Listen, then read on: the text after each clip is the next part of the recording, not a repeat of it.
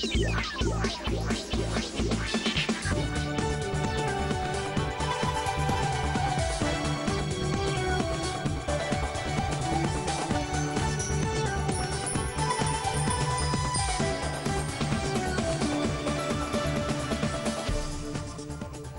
الله بالخير أعزائي المشاهدين، شكرا لكل من انضم إلى فضاء شاشة خليجية لمتابعة برنامج يا هلا. مساء الخير ذكريات، الحمد لله على السلامة، عودة حميدة إن شاء الله. شكرا كثير، الحمد لله على سلامتك كمان. الله يسلمك. وعكة صحية خفيفة، واليوم ما صار إلا أنك تكون موجود معنا، بتمنى لك أكيد كمان السلامة لك. الله يسلمك. مشاهدينا برحب فيكم بأجمل ورق التحيات دائما، بتمنى لكم ليلة سعيدة وممتعة برفقتنا وبرفقة تحديدا روتانا خليجية.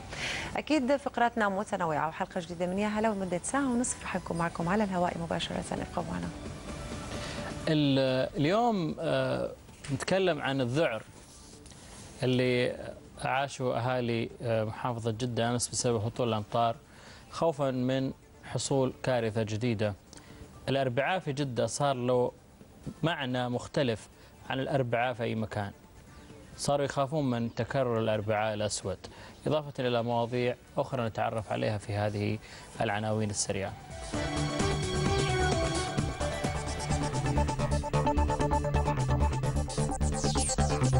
تشاهدون أيضا في يا هلا. أقصر طيار في العالم يقدم 45 طائرة إماراتية للبيع. وهل يخلف الطفل البريطاني كيرون من الفنان العالمي بيكاسو؟ الأبراج الفلكية أفكار لتصاميم أزياء مبتكرة، وتصاميم يدوية مصنوعة بجمالية فائقة بطلها مكفوف سوري.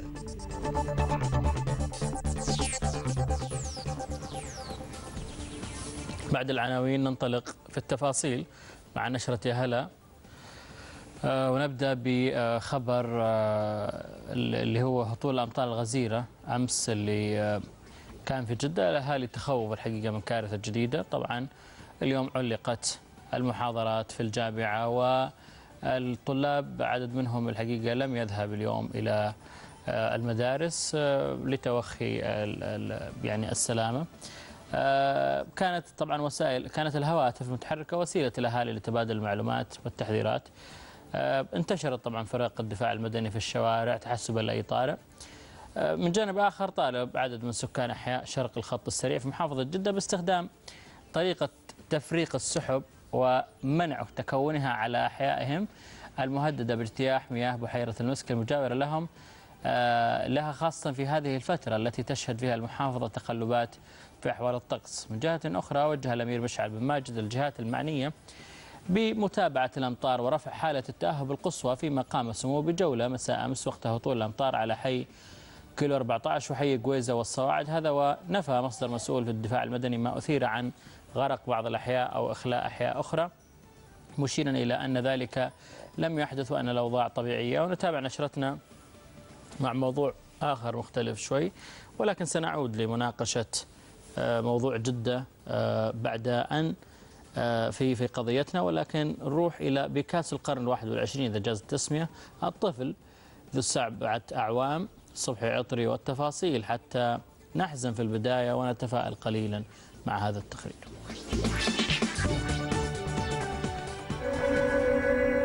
بيكاسو أعظم فناني العالم رسم الطبيعة بتجليات خلاقة فأصبح أعظم رسامي العالم، ولوحاته بيعت بملايين الدولارات.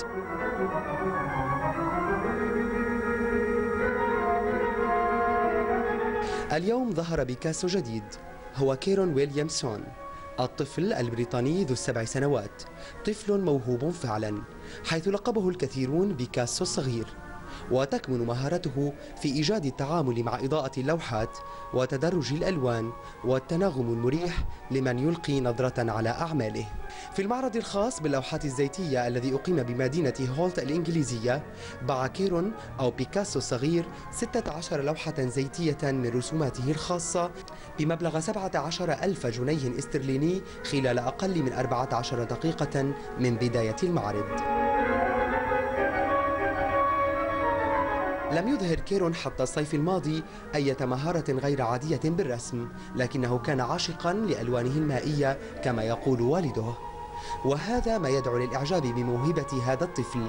ندعوكم للانتباه إلى مواهب أبنائكم علكم تجدون فيهم من هو أينشتاين أو ربما سلفادور دالي جديد.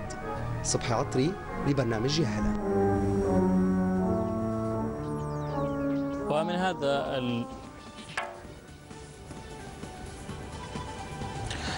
ومن هذا التقرير ننتقل إلى سوريا لنتعرف على قصة عبد الرحمن الغباش الذي لم تمنعه إعاقته البصرية من الخروج للعمل ومنافسة المبصرين. دانا أشقر في الإعداد وعلي طه من سوريا في هذا التقرير.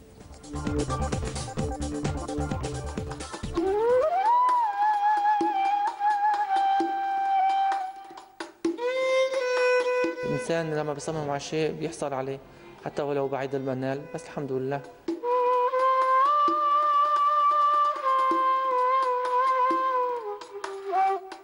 لم تمنعه إعاقته البصرية من أن يكون حرفياً ماهراً، يصوغ أعمالاً فنية وجمالية بتصاميم وأشكال يظهر فيها ذوق رفيع وإتقان عال قل نظيره. إنه الحرفي عبد الرحمن الغباش القاطن في مدينة حمص. اشتغل حالياً بمهنة الخيزران، هي بتعتمد على حاسة اللمس بشكل كبير، وبإمكاننا أنه نشتغل فيها مثل المبصرين بشكل كامل تقريباً.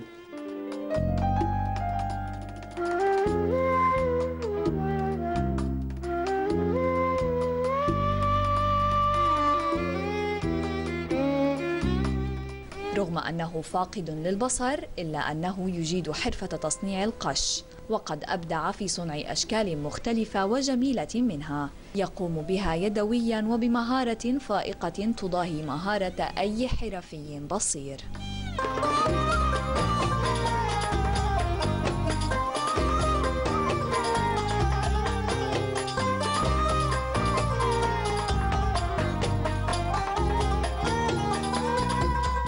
هي المهنة أصلاً جعلت لي يعني شلون محفز إنه أتواصل مع الناس وأثبت عن وجودي، أثبت عن كياني. هذه المهنة تحتاج إلى جهد وصبر كبيرين، إلا أن عبد الرحمن استطاع أن يحقق النجاح من خلال نفاذ بصيرته وصلابة إرادته وحرصه على كسب قوته من كد يمينه دون حاجة للآخرين. إن واحد يصير كفيف ويقعد بالبيت بينطوي على نفسه بصير عنده كتير مشكلة نفسية كبيرة، فلازم واحد إنه يتماشى مع الوضع ويحقق كتير إنجازات ولو كان وضعه كفيف أو غير شيء.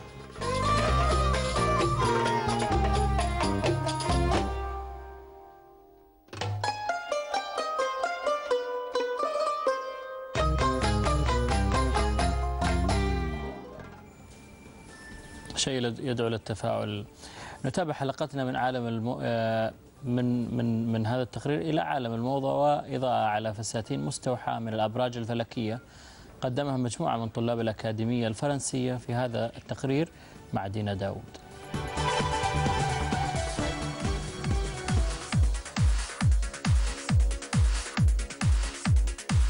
This dress is inspired by Leo, and the Leo sign, the color of the Leo, it's gold.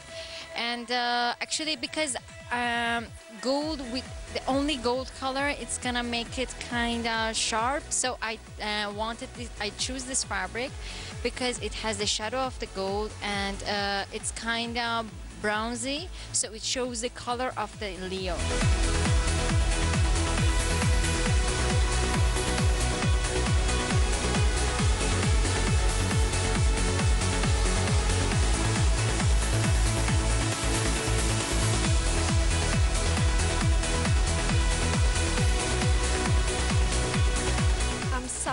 I'm a designer. I just make it the dress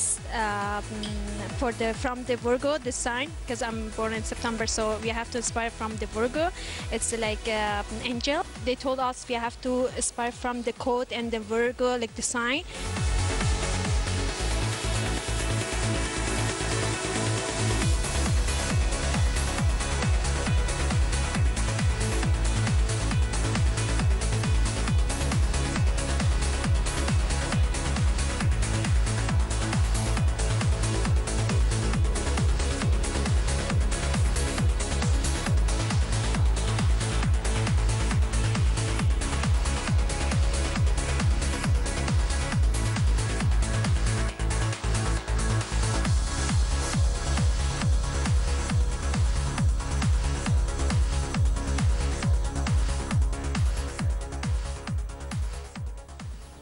مع هذا التقرير نصل لختام نشرتنا. فاصل ومتابعين حلقتنا من دبي لنتعرف على أقصر طيار في العالم. لا تذهبوا بعيدا.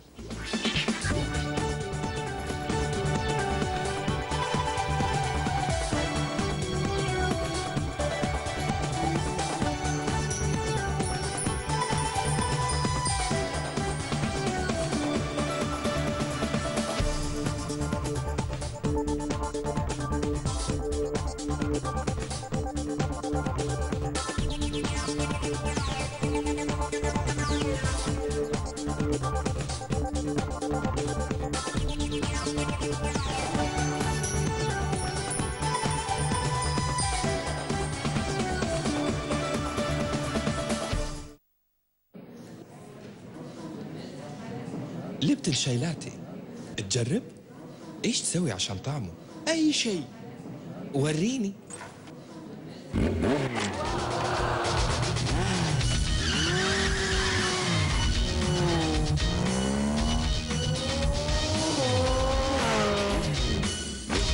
ليبتون شاي لاتيه، توليفة لا تقاوم من الشاي والحليب والنكهات. شاي ليبتون يقدر على كده.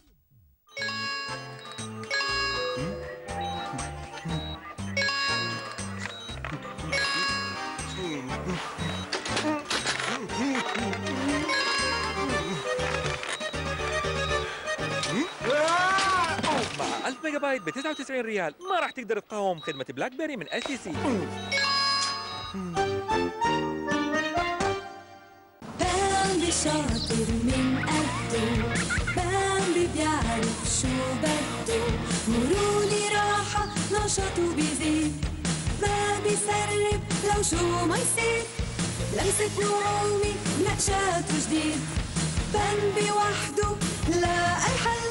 بامبي ما حدا قده. بريال يوميا من آفاق DSL شامل تحصل على إنترنت حقيقي بسعة تحميل غير محدودة مع مودم وتأسيس مجاني. راقية هي، عصرية هي، متميزة هي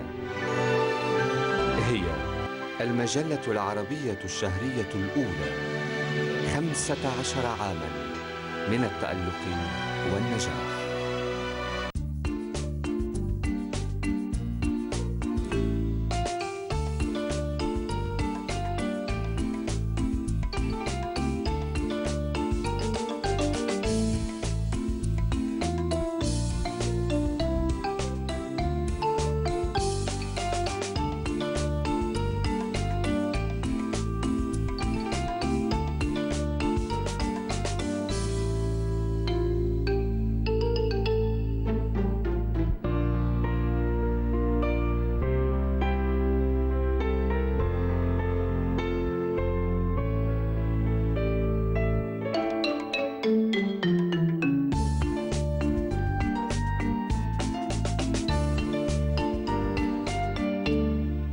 لن تدخل إنفلونزا الخنازير إلى بيتي أبداً. سنغسل يدينا دائماً بالصابون قبل الأكل وبعد العطس والمصافحة أو ملامسة الأسطح العامة. امنعوا انتشار إنفلونزا الخنازير. تذكروا غسل اليدين بالصابون.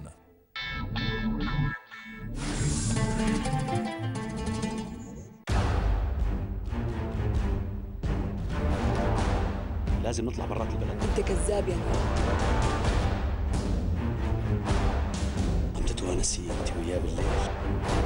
أنت عندك شهامة، واحدة متجوزة رجعت تطلع. مالي عادي اصحى. اصحى على مهلك. فوتي لجوا فوتي. أنت شو؟ أنت واحد ندل. حكيت لنا كل شيء. بدي مصاري مثل ما نحن بنسرق، في غيرنا بيسرق. فتشنا المزرعة. يا حقير يا واطي. هلا هون أأمن من أهلي. سمرته سلاف، مستحيل تقدر تقعد لحالها. بس أنا حاسس فيها، حاسس. أنا قلت لا، يعني لا. وينه مروة؟ طلعني مش الله. وجه العدالة الاثنين الساعة 9:30 بتوقيت السعودية على خليجية.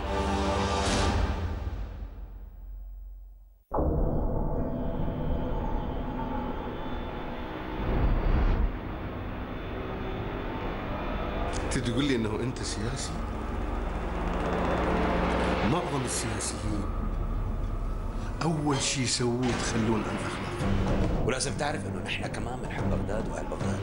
تخطفوا الصحفيين يا اوغاد، كفايه عليكم. ماشي صحيح انا ما بفهم بالسياسه، بس انت بتعرف كثير منيح ان انا مالي تافهه.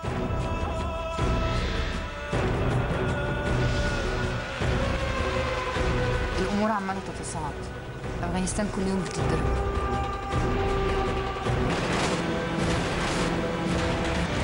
ما نريد سلاح، سلاح ما نريد.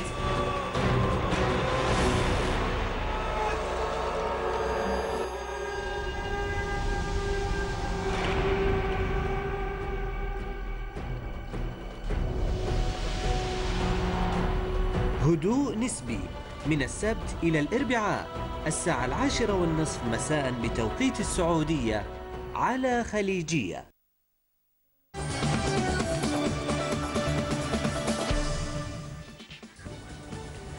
أهلا بكم من جديد مشاهدينا، ومعنا ضيف بنرحب فيه حبيب موسى. حبيب الموسى هو أقصر طيار في العالم المسجل في موسوعة جينيس في عام 2003، وقدر أيضا على قيادة الطائرات الاستعراضية بثقة كبيرة. رح نتعرف عليه أكثر من خلال هالفقرة ببرنامج يا هلا. أهلا وسهلا فيك أهلا حبيب. وسهلا فيك. يا هلا. أهلا وسهلا. يا هلا. يا هلا. طبعا نحب نقول لمشاهدينا حبيب هو طوله 140، وزنه 45، وعمره 40. شو قصة ال40؟ أهلا وسهلا فيك. طبعا حضرتك أخذت طبعا أقصر طيار في موسوعة جينيس، ماذا أضاف لك نقول هاللقب اللي حملته ب 2003؟ أضاف لي أول شيء شهرة، الثقة بالنفس أو في النفس، وتقريبا اشتهرت بين الأصدقاء والإخوان وفي بلدان العربية وبلدان الأجنبية، وبعد قابلت كذا رؤساء الدول مثل باراك أوباما في يوم inauguration، يوم التثبيت. فهذا يعني كشهرة يعني الحمد لله يعني مستانس من هالشيء. الشهرة لوين قادتك مثلا؟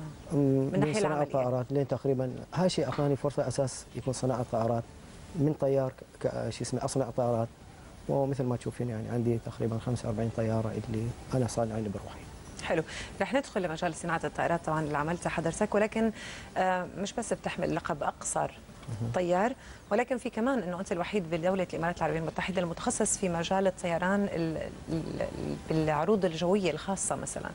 انت الشخص الوحيد اللي حصلت على حاليا انا الشخص الوحيد اللي الحين يعني ما سمعت ولا شفت اي شخص يكون عنده رخصه استعراضات الجويه او ايروباتكس مع بطارات سنجل انجين مثل اكسترا 300 او اكسترا 250. لين الحين ما شفت اي شخص يعني.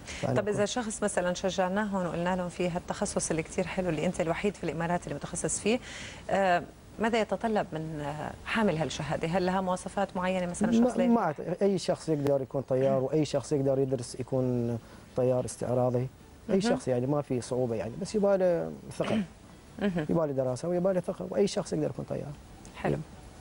طب حبيبي انت بتعمل، نقول لمشاهدينا انك بتعمل في مصنع لطائرات في الولايات المتحده الامريكيه. نعم. وشو النطاق، يا ريت تعرفنا اكثر نطاق عملك؟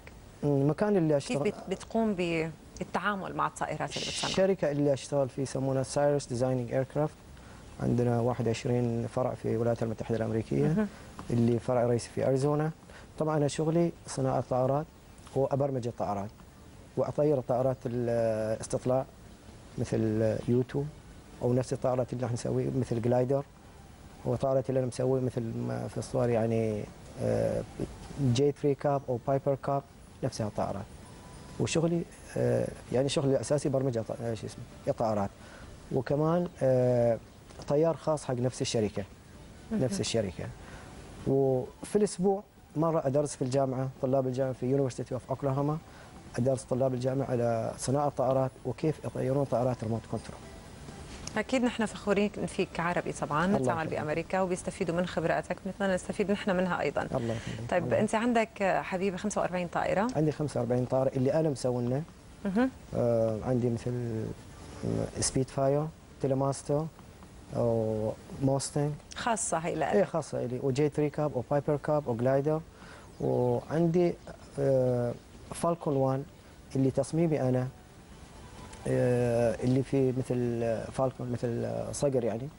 هذا اللي اضفته للبيت تقريبا $200,000 حاليا موجوده عندي هاي الطائره. هل كل طائره سعرها 200 ألف دولار؟ 200 ألف دولار، نعم، مثل فالكون او بشكل صقر هذا اللي في الصوره. تقريبا يعني في كاميرتين، في عيون، في كاميرتين، وفي مكان حق اساس تخزن فيه روكيت او اي شيء، وهذا سعره تقريبا 200 ألف دولار. واللي يحب يشتري انا مستعد.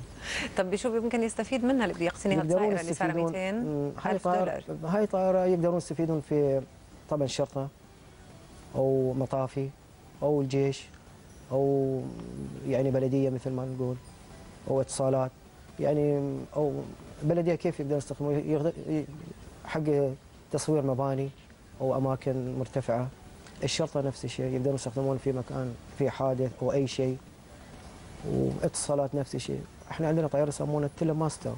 كلمه تيل ماخوذه من تيليفاكس او تليفون او تيليكوميونيكيشن، او نقدر نربط الواير او اي شيء، نطير من بنايه لبنايه او من المكان اللي ارتفاعات، بدل ما نستخدم يعني هليكوبتر او نصرف كذا آلاف درهم الفيول او بترول، نقدر نستخدم هذا اقل شو اسمه تكلفه. حتى في مجال اتصالات او بلديه نقدر نستخدمه في وايد اشياء يعني ممكن نقول تجسس، ممكن للشرطه لكذا. اذا احسن نقول استطلاع يكون احسن، بدل ما اقول تجسس يقول استطلاع يكون احسن. نستبدلها بالاستطلاع. استطلاع يكون احسن. اذا ما ممكن تستخدم شخصي، يعني لابد انها تكون للدول مثلا لجهات معينه. شخصي يعني بدون اي شيء تقدر تطير، يعني اي حد يقدر، بس كتصوير كشيء انا صراحه ما اسوي هالشيء. انا ما ارضى اسوي هالشيء، وهنا في بلادي يعني ما اسوي هالشيء. لكن كاستخدام شخصي يعني بدون كاميرا بدون اي شيء عادي، يعني طياره اطير واي شيء. اما كتصوير كاي شيء، لان في اماكن ممنوع انت ما تقدر تصور، فمو مني ودربتي تصور، يعني هاي بشكل خطوره يعني. حبيبي، اذا اردنا انه يعني نستفيد اكثر في دولنا العربيه من حبيب الموسى، طبعا انت بتعمل بالولايات المتحده، ولكن كيف بامكاننا نستفيد من خبراتك والتقنيات اللي تعلمتها مثلا في دولنا العربيه؟ بتحس انه نحن برغم تطور دبي مثلا، بتحس انه في شيء ممكن يضيفه حبيب؟ انا كحبيب الموسى مستعد اخدم بلدي في اي مجال، في مجال اللي انا عارف فيه ودارس فيه. انا مستعد ادرس الطلاب كيف يصنعون طائرات، هذا واحد. ثاني شيء كيف يطيرون، يعني في وايد اشياء انا مستعد يعني. يعني خاصه في بلاد يعني دوله الامارات انا مستعد اخدم بلدي يعني، وبالعكس افتخر اخدم بلدي. طيب نحن قلنا انه دبي متطوره ما شاء الله بكل المجالات، ولكن شو الاضافه اللي ممكن يضيفها حبيب فعلا، يضيف خبراته مثلا ويطبقها فعلا بارض الواقع؟ خلي يعطوني مجال وانا مستعد. مثال شو اللي ممكن تضيفه؟ هاي صناعه طائرات. صناعه طائرات. صناعه طائرات وتطوير وتصوير، وانا مستعد في هالشيء. ما جاك عرض بدولنا العربيه؟ حاليا لا، انا بس انتظر اول شيء كبلادي يعني دوله الامارات. برايك ما الاسباب؟ ليه لهلا ما اجى العرض؟